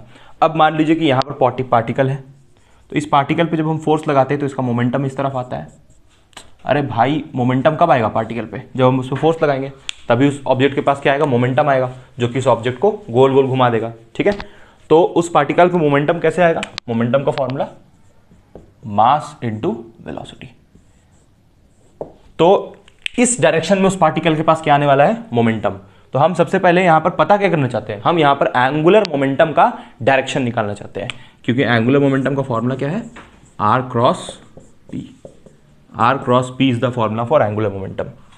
तो आर से पी की तरफ जाना है, तो इसको हम लोग ऐसा करते हैं कि पैरेलली शिफ्ट करके यहाँ पर पहुँचा देते हैं, ये पी को यहाँ पहुँचा दिए। अब हम कहाँ से कहाँ जाएंगे, आर से पी की तरफ। तो जब आप जाइएगा आर से पी की तरफ, देखिए ये जो मोमेंटम है ये ऐसा नहीं कि इस तरफ, ऐसे नहीं, वो प्लेन के अंदर है, प्लेन के अंदर मोमेंटम एक्ट कर रहा है, क्योंकि इस ऑब्जेक्ट को हमको, इस पार्टिकल को ऐसे गोल गोल घुमाना है ना, ऐसे प्लेन में से गोल गोल रोटेट करना है। तो यानी कि ये जो मोमेंटम पी होगा वो कहाँ होगा, अंदर की तरफ। तो हम आर को कैसे घुमाएंगे, आर से पी की तरफ। तो यानी कि मोमेंटम एंगुलर वाला जो एल है वो कहाँ आएगा, ऊपर की तरफ आएगा, क्योंकि हम कहाँ से कहाँ घुमाएंगे, आर से पी की तरफ। ये आर और जो मोमेंटम है आपका पी वो अंदर की तरफ होगा, तो आर से पी यानी कि कहाँ आएगा एंगुलर मोमेंटम, ऊपर की तरफ एल। तो यहां से आपको ये क्लियर समझ में आता है कि जो एंगुलर मोमेंटम होता है एल, वो मोमेंटम और जो रेडियस वेक्टर होता है दोनों के प्लेन के क्या होता है, परपेंडिकुलर होता है। अगर हम लोग यहां पर बात करें कि मैक्सिमम एंगुलर मोमेंटम कितना होगा, जैसे एंगुलर मोमेंटम का फॉर्मूला क्या है यहां पर, अगर इसको क्रॉस प्रोडक्ट करें तो आर पी साइन थीटा, क्योंकि आपको पता है कि क्रॉस प्रोडक्ट से क्या आता है, साइन थीटा आता है। तो अब यहां से L is equals to R P sine 90 अगर हम लोग ले लें, साइन 90 कब होगा, साइन 90 तब होगा जब ये जो R है वो परपेंडिकुलर होगा मोमेंटम के, तब यहाँ पर एंगल कितना बनेगा, 90 डिग्री बनेगा। और साइन 90 का वैल्यू कितना होता है, 1। तो उस केस में एंगुलर मोमेंटम का वैल्यू क्या आ जाएगा, RP, and this will be the maximum value of angular momentum, maximum value. ठीक है, मिनिमम वैल्यू कब आएगा, मिनिमम वैल्यू तब आएगा जब ये 0 डिग्री हो जाएगा। साइन 0 डिग्री कितना होता है, 1। अब साइन 0 डिग्री होगा कैसे, देखिए यहां पर कुछ एंगल बन रहा है थीटा। अब ये थीटा 0 कब होगा, जब इस एंगुलर मोमेंटम को शिफ्ट करके हम यहां पर ले आएंगे। और देखिए आर भी इधर ही, एंगुलर मोमेंटम भी इधर, मतलब कि जो मोमेंटम है वो भी इधर ही। तो जब दोनों का डायरेक्शन सेम होगा तो ऑब्जेक्ट गोल गोल नहीं घूमेगा। तो यानी कि इस थीटा को जब हम 0 पुट करेंगे, थीटा को जब 0 डिग्री पुट करेंगे तो एंगुलर मोमेंटम कितना आएगा, 0। या फिर इस थीटा को जब हम 180 डिग्री पुट करेंगे और तो साइन 180 कितना होता है 0, तो उस केस में भी एंगुलर मोमेंटम क्या आएगा 0। तो ये हो गया मैक्सिमम और मिनिमम के ऊपर डिस्कशन कि कब एंगुलर मोमेंटम मैक्सिमम, कब एंगुलर मोमेंटम मिनिमम। देखिए इस केस में एंगुलर मोमेंटम यहाँ पर 90 डिग्री बना रहा है ना, देखिए ये R है और ये P है, दोनों के बीच का एंगल कितना है 90। इसीलिए इस केस में पार्टिकल में जो एंगुलर मोमेंटम अचीव होगा, एंगुलर मोमेंटम कैसे अचीव होगा, टॉर्क की वजह से। टॉर्क लगेगा तो वो सारे टॉर्क की वजह से ही क्या प्रोड्यूस होगा, एंगुलर मोमेंटम। मोमेंटम क्यों प्रोड्यूस होता है, फोर्स की वजह से, वैसे एंगुलर मोमेंटम टॉर्क की वजह से। तो अब हम लोग यहां पर इसका फाइनल डिस्कशन के ऊपर आएंगे एंगुलर मोमेंटम के ऊपर, जिसमें हम लोग जो सिस्टम ऑफ पार्टिकल्स होता है, सिस्टम ऑफ पार्टिकल्स, यहां पर कोई एक पार्टिकल थोड़ी है, यहां पर तो बहुत सारा पार्टिकल है जो ऐसे गोल गोल गोल गोल रोटेट कर रहा है, तो उन सारे का एंगुलर मोमेंटम कितना होगा उसके ऊपर आएंगे। और उसके बाद जो फाइनल पार्ट है वीडियो का, यानी कि एंगुलर मोमेंटम और टॉर्क दोनों में क्या रिलेशन है उसके ऊपर आएंगे। तो आप इसको कॉपी कीजिए, फिर हम लोग चलते हैं आपका वीडियो का सेकंड पार्ट की तरफ। चलिए गाइस, हम लोग यहां पर एंगुलर मोमेंटम निकालेंगे due to system of particles. Angular momentum due to system of particles. Obviously यहां पर अबाउट अ फिक्स पॉइंट आप लिख सकते हैं इस टॉपिक में कि एक फिक्स पॉइंट के अबाउट हम लोग ये निकालने वाले हैं। अबाउट अ फिक्स पॉइंट आप लिख सकते हैं, कोई दिक्कत नहीं उससे। अब जैसे मान लीजिए कि ये सर्कुलर पाथ है, this is a circular path, और इस सर्कुलर पाथ के अबाउट यहां पर पार्टिकल्स है ढेर सारा, यहां पर ढेर सारा पार्टिकल्स है ना। और मान लीजिए कि ये डिस्टेंस है r वेक्टर, और इस तरफ इस पार्टिकल का मोमेंटम है p, ठीक। तो ये सारा पार्टिकल्स एंगुलर मोमेंटम जैसे गोल घूमेगा, मोमेंटम होगा तब ना एंगुलर मोमेंटम आएगा, है ना, ठीक है। तो ये सारा पार्टिकल्स ऐसे गोल गोल गोल गोल गोल गोल घूमने वाला है, क्योंकि इन सारे पार्टिकल्स के पास क्या होगा, एंगुलर मोमेंटम होगा सारे पार्टिकल्स के पास। तो इन सारे पार्टिकल्स की वजह से हम एंगुलर मोमेंटम निकालना चाहते हैं। अब लिखते हैं यहाँ पर हम let L1, L2, L3 dot dot dot dot dot Ln be the angular momenta लिखता है बहुत लोग, मतलब किताब में momenta of system of particles, of system of particles, system of particles. तो यहां पर अगर हमको नेट एंगुलर मोमेंटम चाहिए, net angular momentum due to all the particles, तो क्या करेंगे, L1 plus L2 plus L3 dot dot dot dot dot कहां तक जाएंगे, Ln तक, ढेर सारा पार्टिकल्स। अब देखिए एंगुलर मोमेंटम का फॉर्मूला क्या है, RP साइन थीटा, इसी को हम लोग लिखते हैं L is equals to mvr sine theta, या फिर L is equals to R cross P लिखते हैं एंगुलर मोमेंटम को। और यहाँ पर P का वैल्यू क्या डालेंगे हम लोग, P का वैल्यू होता है mv, यही होता है ना, P की जगह पर डाल दिए mv, तो ये वाला यूज़ करेंगे हम लोग। अरे भैया एंगुलर मोमेंटम का फॉर्मूला होता है R क्रॉस P, और मोमेंटम का फॉर्मूला क्या होता है mv, v में वेक्टर इसीलिए लगा रहे क्योंकि वेलोसिटी वेक्टर क्वांटिटी है, तो हम लोग ये वाला फॉर्मूला यूज़ करेंगे, ठीक। तो यहाँ पर L1 का वैल्यू क्या होगा, मान लीजिए सारा पार्टिकल्स का मास m है, सबका m सबका मास सेम लेके चल रहे हैं। मास जितना भी यहाँ पर पार्टिकल्स है, इस ऑब्जेक्ट का जितना भी पार्टिकल्स है सबका मास m है, मान लीजिए जितना भी पार्टिकल्स है, छोटे छोटे पार्टिकल दिख रहा है सबका मास m है, लेकिन वेलोसिटी सबका अलग अलग है। और क्या लगता है आपको, रेडियस सबका सेम लेंगे कि अलग अलग, सोच के बताइए, रेडियस सबका सेम होगा कि अलग अलग होगा, ध्यान से बताइए, सोच के बताइए, रेडियस सब पार्टिकल्स का अलग अलग होगा कि सेम होगा। देखिए रेडियस तो ये बड़ा सा है, लेकिन ये छोटू सा पार्टिकल का रेडियस ये छोटू सा होगा, और यहां पर जो पार्टिकल है उसका रेडियस ये होगा, यहां पर जो पार्टिकल है उसका रेडियस ये होगा। मतलब सबका एंगुलर मोमेंटम यानी कि L1, मान लीजिए ये पार्टिकल है तो इसका L1, इसका L2, इसका L3, तो एंगुलर मोमेंटम सबका अलग अलग क्यों है भाई, है तो यही ऑब्जेक्ट गोल घूम रहा है, तो सबका एंगुलर मोमेंटम अलग अलग क्यों है, क्योंकि सबका R अलग अलग है। इस वाले का R ये छोटू सा, इस वाले का R ये बड़ू सा, इस वाले का R और बड़ा, तो सबका रेडियस अलग अलग, भले सबका मास सेम है, इसका भी मास m, इसका भी मास m, सबका m, सारे पार्टिकल्स का मास m, लेकिन रेडियस सबका क्या है, अलग अलग, तो सबका एंगुलर मोमेंटम भी होगा अलग अलग, और सबका मोमेंटम भी क्या होना चाहिए, अलग अलग। मास भले सेम, वेलोसिटी भी सबका अलग अलग होगा कि नहीं बताइए, वेलोसिटी भी सबका अलग अलग होगा। और सबका रेडियस भी अलग अलग होगा, बस सबका क्या सेम है, मास सेम है। क्योंकि वेलोसिटी अलग होगा तब ना मोमेंटम अलग होगा सबका। अगर सबका मोमेंटम सेम हो जाए तब तो एंगुलर मोमेंटम भी यूनिफॉर्म हो जाएगा। ठीक है, समझ रहे हैं आप। तो यानी कि यहाँ पर L1 का जब हम वैल्यू लिखेंगे तो इसको लिख देते हैं R1, this is R1 cross M, तो मास तो सेम है सबका तो M लिख दिए, वेलोसिटी ले लेते हैं V1, तो ये आया L1 का एंगुलर मोमेंटम। क्लियर है। फिर प्लस L2 क्या लिखेंगे, R2 क्रॉस M V2, और ये L3 का आप खुद लिख लीजिएगा, डॉट डॉट डॉट कहाँ तक जाएगा, Ln तक। n नंबर ऑफ पार्टिकल्स है ना, यहाँ पर बहुत सारा पार्टिकल्स है, हमको पता नहीं यहाँ पर कितना सारा पार्टिकल्स है। तो आप देखिए यहाँ पर सबको हम जोड़ रहे हैं, और आपको पता है कि फिजिक्स में जोड़ने का मतलब क्या होता है, समेशन। तो नेट हम यहाँ से हटा देते हैं, कोई जरूरत नहीं नेट लिखने का, यहाँ पर पता चल गया आपको कि नेट मोमेंट एंगुलर मोमेंटम निकाल रहे हैं। तो यहाँ पर समेशन ये लिख सकते हैं हम लोग R क्रॉस MV, बिल्कुल लिख सकते हैं R क्रॉस MV। सारे देखिए ये R1 R2 R3 R4 R5 R6 तक जाएगा, और यहाँ पर की क्या हो जाएगा, V1 V2 V3 V4, तो सबका समेशन में लिख लेते हैं। तो ये क्या आएगा, angular momentum due to system of particles. अगर इसको हम लोग समेशन के फॉर्म में ऐसे लिख रहे हैं तो इसका मतलब ये क्या हो गया, angular momentum due to system of particles. आप सिर्फ समेशन भी लिख सकते हैं, लिमिट्स लिखने का यहाँ पर जरूरत होता नहीं है। अगर आप डायरेक्टली समेशन भी लिखते हैं तो आपका काम बिल्कुल चलेगा, उससे कोई प्रॉब्लम नहीं है।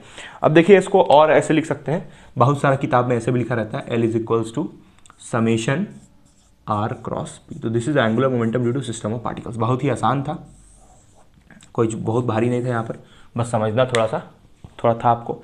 चलिए तो था आपको चलिए तो अब हम लोग चलते हैं यहाँ पर वीडियो के लास्ट पार्ट में, जो कि सबसे इंपॉर्टेंट पार्ट है इस पूरे लेक्चर का, कि टॉर्क और एंगुलर मोमेंटम में क्या संबंध होता है। अभी तक तो आप समझ गए होंगे कि आपका जैसे फोर्स के वजह से मोमेंटम आता है, वैसा ही टॉर्क की वजह से एंगुलर मोमेंटम आएगा। तो उसी को भी हम लोग डिराइव करेंगे, उस रिलेशन को। तो आप इसको कॉपी कीजिए, फिर हम लोग चलते हैं वीडियो का सबसे इंपॉर्टेंट पार्ट की तरफ। छाप लीजिए, इसको छाप लीजिए। तो देखिए गाइस, यहां पर वो क्वेश्चन है जिसके बारे में हम तभी से बात कर रहे थे कि अच्छा, इस क्वेश्चन को करने से पहले एक चीज छूट गया, जो हम लोग पीछे प्रूफ किया था ना, उसमें एक स्टेटमेंट लिखना छूट गया है। हम लोग ये प्रूफ किए कि जो एंगुलर मोमेंटम है ढेर सारा सिस्टम ऑफ पार्टिकल्स की वजह से इक्वल है समेशन R क्रॉस P के। तो अब ध्यान दीजिएगा, पीछे वाला जो स्टेप था उसमें R1, उसके बाद फिर momentum P1 plus R2 P2 R3 P3 R4 P4, ऐसे करके ढेर सारा जितना भी particles, n number of particles, सब का सम के बराबर होगा यहां पर कौन, एंगुलर मोमेंटम। तो यानी कि एंगुलर मोमेंटम, यानी कि इससे क्या कंक्लूजन निकला, that is angular momentum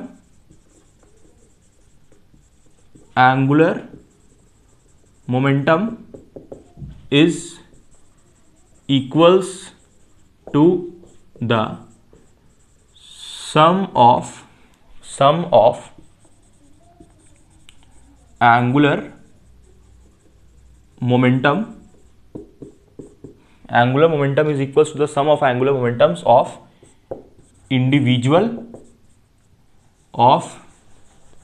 each individual particle.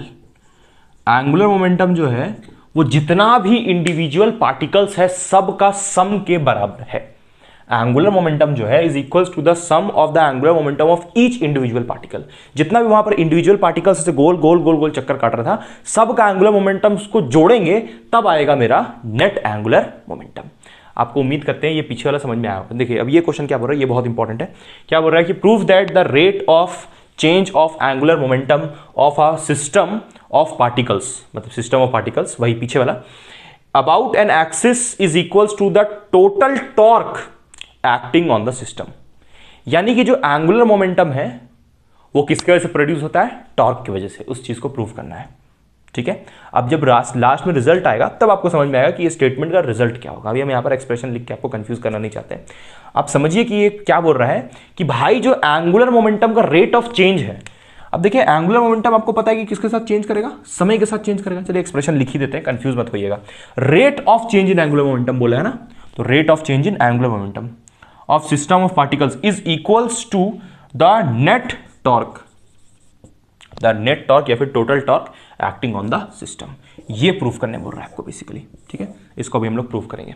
अब सवाल ये है कि सर ये आया कहां से। देखिए आप यहां पर क्लास 11th में या फिर पहले के चैप्टर्स में, मतलब आपका ग्रेजुएशन में भी एक चैप्टर है फ्रेम ऑफ रेफरेंस, उसमें आप न्यूटन्स लॉज ऑफ मोशन पढ़ते हैं। तो न्यूटन्स का जो सेकंड लॉ था वो क्या था कि net force is equals to rate of change in linear momentum. ये था आपका न्यूटन्स का सेकंड लॉ। तो ये भी तो वही है भैया, वहां पर फोर्स होता था तो फोर्स की वजह से मोमेंटम में चेंज होता था, वैसे ही टॉर्क की वजह से एंगुलर मोमेंटम में चेंज होगा। तो ये आपको क्या करना है, प्रूफ करना है। तो चलिए गाइस, इसको हम लोग फाइनली प्रूफ करते हैं और ये सब हटाते हैं। आप इसको कॉपी कीजिए, समझ गए होंगे आप। ये न्यूटन सेकंड लॉ था, तो न्यूटन सेकंड लॉ ही हम लोग अभी भी प्रूफ करने वाले हैं, लेकिन एंगुलर फॉर्म में। बॉडी जब रोटेट कर रहा हो तब यहां पर देखिए फोर्स होता था तो फोर्स की वजह से मोमेंटम आता था, यहां पर टॉर्क है तो उसकी वजह से कौन आएगा, एंगुलर मोमेंटम। अब आपको समझ में आ रहा होगा, उम्मीद करते हैं। तो चलिए गाइस, इसको हम लोग प्रूफ करते हैं और इसका जो रिजल्ट है, एक इंपॉर्टेंट चीज और इसमें से निकल के आएगा जो कि बहुत इंपॉर्टेंट है आपके लिए समझना। ठीक है, चलिए तो आप इसको कॉपी कीजिए, क्वेश्चन को भी लिख लीजिए और हम लोग शुरू करते हैं फिर इसका प्रूफ। सो चलिए गाइस, हम लोग फाइनली चलते हैं उसका प्रूफ की तरफ। देखिए प्रूफ में यहां पर क्या हम लोग को प्रूफ करना है, प्रूफ ये करना है कि dl by dt is equals to torque, यानी कि ऐसा बोल लीजिए कि r क्रॉस p। ठीक, r क्रॉस p नहीं है, f भाई, r क्रॉस f होता है ना टॉर्क। ठीक है, वही चीज प्रूफ करना है। तो आपको यहां पर एक फॉर्मूला पता है, फॉर्मूला क्या पता है, अभी जस्ट आप पढ़े हैं कि प्रूफ पे आते हैं हम लोग कि यहां पर हम लोग जस्ट अभी पढ़े हैं कि एंगुलर मोमेंटम किसी का बॉडी का किसके बराबर होता है, r क्रॉस p के बराबर। अब यहां पर आप दोनों तरफ मान लीजिए यहां पर एक सर्कुलर पाथ है, this is a circular path, ये सर्कुलर पाथ है, इसमें कोई ऑब्जेक्ट है और उसका रेडियस है r और वो मोमेंटम p से घूम रहा है, उसका मास है m, ऐसे गोल गोल चक्कर काट रहा है, ये पार्टिकल ऐसे गोल गोल गोल चक्कर काट रहा है। ठीक, तो यहां पर हम लोग बोथ साइड डिफरेंशिएट करते हैं इस इक्वेशन को विथ रिस्पेक्ट टू t, कर सकते हैं, कोई दिक्कत नहीं है ना। डिफरेंशिएटिंग, इसको 1 मान लीजिए, differentiating equation 1 both side, bs मतलब both side, with respect to t, time के रिस्पेक्ट में दोनों तरफ डिफरेंशिएट कीजिए। तो क्या आएगा आपका फिर यहां से dl vector by dt is equals to, यहां पर क्या हो जाएगा, dr cross p by dt। Correct. अब देखें यहां पर ये जो r है, ये जो r है और जो p है, मतलब देखिए क्या दो वेक्टर का कभी मल्टीप्लिकेशन होता है, हाँ होता है। वेक्टर का मल्टीप्लिकेशन का अलग अलग तरीका है, एक है डॉट और दूसरा है क्रॉस।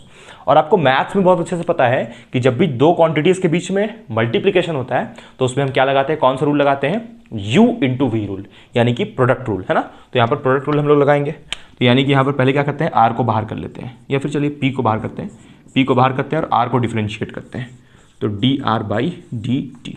उसके बाद फिर किसको बाहर करेंगे, अब r को बाहर करेंगे, यहाँ पर पहले बीच में प्लस होगा, फिर किसको बाहर करेंगे, इस बार r को बाहर करेंगे और डिफरेंशिएट किसका होगा, मोमेंटम का, किसके रिस्पेक्ट में, टाइम के रिस्पेक्ट में। यहाँ हम लोग कुछ नहीं किया, प्रोडक्ट रूल लगाए हैं, सिंपल। ठीक, अब देखिए यहाँ पर एक बात बताइए, क्या ये r वेरिएबल होगा।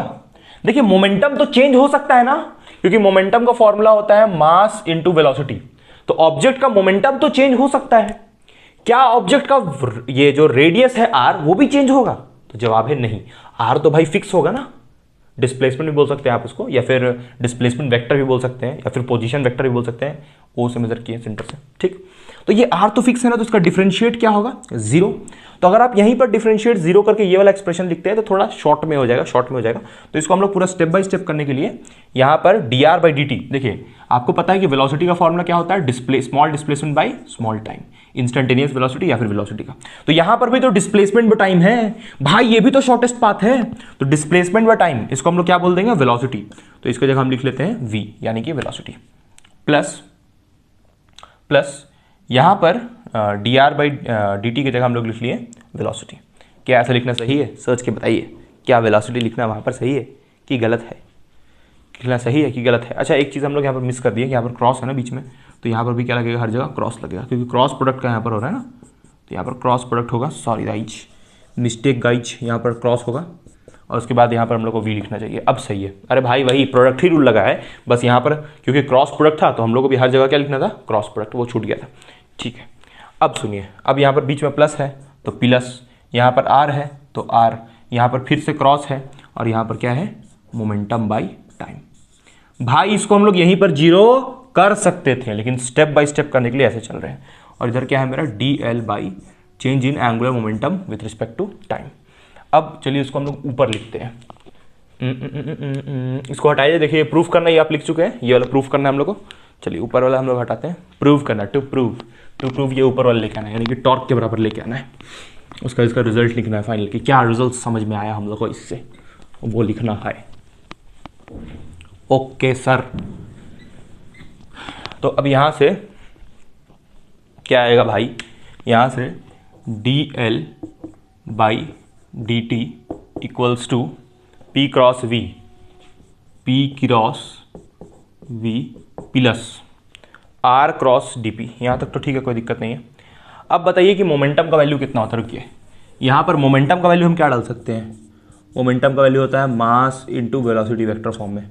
दिस इज मोमेंटम, आपको पता है। तो यहाँ पर ये मोमेंटम की जगह हम लिख देते हैं मास इंटू वेलोसिटी, और यहाँ पर वेलोसिटी तो क्रॉस वेलोसिटी, और ये मास को कर देते हैं बाहर, क्योंकि मास एक कांस्टेंट क्वांटिटी है। तो इस पी की जगह कुछ नहीं किए भाई, कुछ नहीं किए भाई, इस पी की जगह डाल दिए हम एम वी, और यहाँ पर ये जो वी था उसको वी रहने दिए।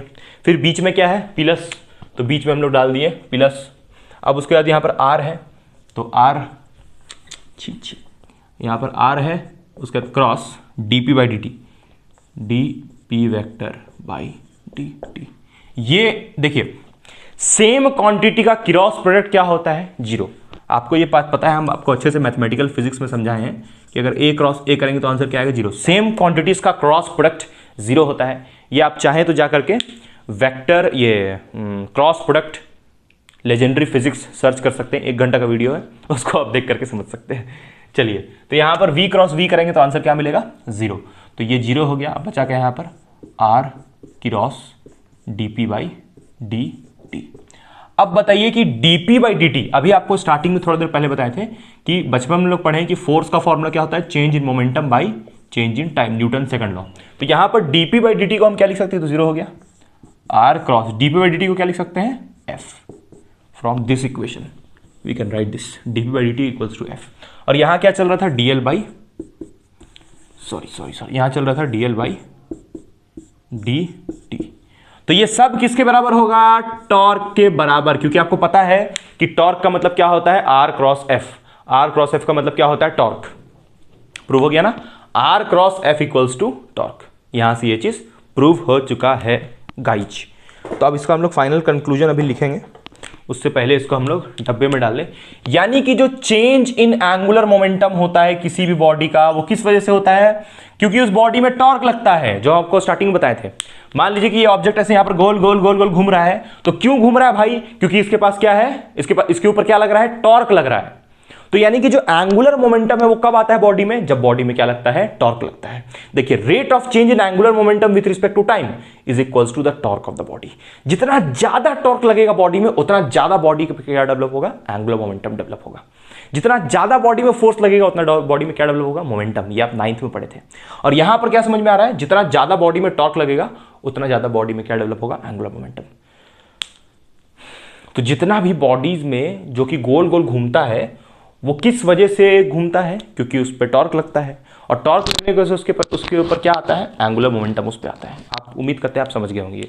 तो इसका हम लोग फाइनल लाइन यहाँ पर लिखने वाले हैं। इस ऑब्जेक्ट को अभी हम लोग थोड़ा बड़ा करेंगे और समझेंगे कि इसका जो अभी लाइन लिखने वाले वो ज़्यादा इंपॉर्टेंट है। बाकी ये तो प्रूफ आप समझ ही गए होंगे। तब तक आप इसको कॉपी कीजिए, या फिर चलिए हम लोग इसको लिख ही लेते हैं फाइनली। आप इसको कॉपी कर लीजिएगा, फिर हम इसको हटाते हैं और यहाँ पर लिखते हैं आपके लिए फाइनली कि क्या रिजल्ट हम लोग को यहाँ से मिला गाइज। जो अभी हम लोग यहाँ पर पार्टिकल बनाए थे, उसी को यहाँ पर जूम इन करके देखेंगे कि क्या रिजल्ट इससे हम लोग को मिला। रिजल्ट को भी हम लोग चेक करने वाले गाइज। देखिए यहाँ पर वो जो पार्टिकल था, देखिए हम लोग यहाँ पर ये लिखते हैं ना कि दैट इज, इससे ये समझ में आया, that is the rate of change in, that is the rate of change in angular momentum, rate of change in angular momentum is due to the external forces producing torque, torque कौन सा torque, external, on the particles. क्या मतलब है sir इसका, क्या लिखा हुआ है, that is the rate of change in angular momentum is due to the external forces producing torque on the particles. आप बताइए कि टॉर्क, देखिए यहां पर यह बात तो क्लियर है ना कि क्योंकि टॉर्क लग रहा है इसलिए एंगुलर मोमेंटम आ रहा है, और टॉर्क क्यों आ रहा है, क्योंकि फोर्स लग रहा होगा। अब यह बात तो एकदम क्लियर कट है, देखिए पढ़िए यहां ध्यान से, that is the rate of change in angular momentum, rate of change in angular momentum is due to the external forces producing external torque on the body. अगर फोर्स ही एक्सटर्नल है तो टॉर्क भी एक्सटर्नल होगा। अब sir सवाल यह है कि एक्सटर्नल क्यों सर, यहां पर जो आप डायग्राम बनाए थे गोलू सा, यहां जो आप गोलू मोलू सा डायग्राम बनाए थे ये गोल सा, यहां पर जो पार्टिकल था मास m का, उस पे मोमेंटम इधर था उसका और इधर था उसका परपेंडिकुलर डिस्टेंस r, तो इस मास m पे सिर्फ फोर्स एक्सटर्नल क्यों लगेगा, इंटरनल क्यों नहीं। आप इसको बाहर से ही क्यों ढक्का कीजिएगा, इसका अंदर का फोर्सेस इंटरनल फोर्सेस को क्या हुआ। तो सुनिए ध्यान से, न्यूटन्स थर्ड लॉ ये बोलता है, न्यूटन्स आपसे पूछ सकता है कि एक्सटर्नल फोर्सेस ही क्यों, एक्सटर्नल फोर्सेस ही टॉर्क क्यों प्रोड्यूस करेगा, एक्सटर्नल टॉर्क ही क्यों इस बॉडी को रोटेट करेगा, इंटरनल टॉर्क क्यों नहीं रोटेट करेगा। क्योंकि यहां पर न्यूटन्स थर्ड लॉ ये बोलता है, न्यूटन्स थर्ड लॉ ये बोलता है कि equal and opposite forces cancel each other. पता है ना आपको, अगर इक्वल एंड अपोजिट फोर्सेस है या फिर ऐसा बोल लीजिए कोलिनियर फोर्सेस है। कोलिनियर मतलब कि देखिए जैसे एक फोर्स इधर, एक फोर्स इधर, एक फोर्स इधर F1 जिसका वैल्यू है 6 न्यूटन, और इधर एक फोर्स F2 जिसका इसका भी वैल्यू है 6 न्यूटन, और देखिए दोनों का डायरेक्शन क्या है, अपोजिट, तो दोनों एक दूसरे को क्या करेगा, कैंसल। तो अगर हम आपसे पूछे कि नेट फोर्स कितना होगा इस केस में, तो आप बोलिएगा सर 0, क्योंकि देखिए दोनों का डायरेक्शन भी अपोजिट और दोनों का मैग्नीट्यूड सेम। ध्यान दीजिएगा, इन दोनों फोर्सेस का जो डायरेक्शन है वो अपोजिट है, उल्टा लग रहा है, और दोनों का मैग्नीट्यूड भी सेम है, तो इसलिए दोनों एक दूसरे को कैंसिल करके खत्म कर देगा। इस ऑब्जेक्ट को हम लोग थोड़ा बड़ा करते हैं, इस मास m को हम लोग थोड़ा बड़ा करते हैं। चलिए आपके लिए ये लीजिए, इस मास m को हम लोग बड़ा करने वाले हैं, यहाँ पर बड़ा कर दिया। ये लीजिए मास m, ये जो मास m का ऑब्जेक्ट था इसको बड़ा कर लिया। अब इसमें इंटरनल फोर्स क्यों नहीं लग रहा है उसको समझना है। यहाँ पर सेंटर पे एक पार्टिकल होगा, मान लीजिए इसका भी मास होगा m, इसका भी मास कितना होगा m, तो इस पार्टिकल पे इस तरफ एक फोर्स लगता होगा और एक इस तरफ फोर्स लगता होगा। ये फोर्स अगर 5 न्यूटन होगा तो ये भी कितना होगा, 5 न्यूटन। इधर एक फोर्स लगा मान लीजिए 6 न्यूटन, तो इसके पीछे वाला कितना होगा, 6 न्यूटन। यानी कि ये सब एक दूसरे को क्या कर लेगा, ये इसको मार दिया, ये इसको मार दिया, सब एक दूसरे को यहाँ पर कैंसल कर लिया। मतलब यहाँ पर इसके अंदर में पार्टिकल्स जो है उन पे फोर्सेस है लेकिन इक्वल एंड अपोजिट है, तो एक दूसरे को ये लोग क्या कर ले रहा है, कैंसिल कर ले रहा है। तो अगर हम आपसे पूछें कि इस मास m पे जो नेट फोर्स है इंटरनल वाला वो क्या है, 0 है, तो सही बात है, ये सारा इंटरनल फोर्स है 0। तो अब इंटरनल फोर्स से 0 हो गया भैया, तो इंटरनल टॉर्क भी क्या होगा, 0। तो यानी कि यहां पर हम लोग क्या बोल सकते हैं कि जो इंटरनल टॉर्क है वो किसके बराबर होता है, internal force into perpendicular distance. तो इंटरनल फोर्स 0 तो टॉर्क भी 0। लेकिन एक्सटर्नल टॉर्क तो लग रहा है, एक्सटर्नल टॉर्क की वजह से ही ना ये पार्टिकल रोटेट कर रहा है, और अगर एक्सटर्नल टॉर्क है तो एंगुलर मोमेंटम होगा। एंगुलर मोमेंटम को इंटरनल एक्सटर्नल टॉर्क से मतलब थोड़ी है भैया, एंगुलर मोमेंटम को तो बस टॉर्क लगने से मतलब है। तो टॉर्क लग रहा है एक्सटर्नल वाला, इंटरनल क्यों नहीं लग रहा वो आपको समझा दिया। एक्सटर्नल टॉर्क लग रहा है तो उसकी वजह से ये ऑब्जेक्ट गोल गोल रोटेट कर रहा है। तो ये हुआ आपका पूरा एंगुलर मोमेंटम का इंट्रोडक्शन, और ये जो इंपॉर्टेंट कंसेप्ट था या फिर आपके सिलेबस में दिया होगा angular momentum due to system of particle, उसके बारे में सारा discussion, angular momentum due to system of particles, या फिर एंगुलर मोमेंटम का टॉर्क से क्या रिलेशन होता है वो भी यहाँ पर हम लोग प्रूव कर चुके हैं। और ये लाइन लिखना बहुत ज़्यादा आपके लिए इंपॉर्टेंट है। अच्छा, तो हाँ बस इतना ही रखते हैं हम लोग, और उम्मीद करते हैं आपको ये वीडियो समझ में आया होगा। अगर समझ में आया है तो लाइक सपोर्ट शेयर कीजिए गाइज, इस वीडियो को शेयर कीजिए। आपका जो दोस्त लोग है जो नीडी है, जो लोग को मतलब फिज़िक्स का बीएससी फिज़िक्स में जो लोग एडमिशन लिए हैं उनके साथ शेयर कीजिए और सपोर्ट कीजिए। और आप बताइए कि आप कौन से चैप्टर अभी पढ़ रहे हैं ये बताइए, और आप बताइए कि आपको कहाँ पर किस पार्ट में वीडियो का प्रॉब्लम हो रहा है, ठीक है, किस पार्ट में आपको वीडियो का प्रॉब्लम हो रहा है। और जाते जाते हम आपसे एक बात करना चाहेंगे, थैंक्स। और एक और चीज़ इंपॉर्टेंट जो बच गया है बताने के लिए, रुकिए हमें बताते हैं आपको, ये हटा करके चलिए हम इसको आपको यहाँ पर बताते हैं। यहाँ पर एक बहुत ज़रूरी चीज़ आपको बताते हैं हम, जिसके बारे में आप सोचिएगा थोड़ा ध्यान से। देखिए यहाँ पर हम लोग ये पढ़े थे कि जो मोमेंटम होता है उसका फॉर्मूला क्या होता है, मास इनटू वेलोसिटी होता है।